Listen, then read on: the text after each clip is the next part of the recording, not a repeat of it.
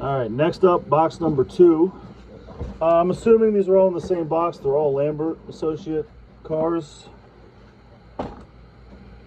Some are in the stock boxes, some are not apparently. All right, we got another Pullman. Wow, this one looks really good.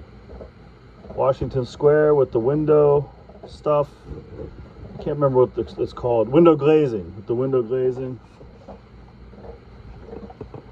Protect couplers. All right. Oh. Let's see. I feel like these just press in. I'm not exactly sure. There it goes. They snap in. The wheels snap in. But do they stay in that great? Obviously not. Window glazing. The rubber gasket here. Rubber gasket here. Here's the top. Really well done. Finished in PRR. This is the Washington Square. The metal trucks and KD couplers. Yeah, KD couplers. I forget the name of the trucks, but they're very high end. This one, the wheels are a little dirty, so it's been run.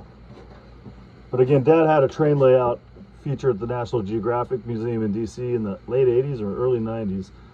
And I remember going as a kid. But this one's really well done. And all right, next up will be number 3.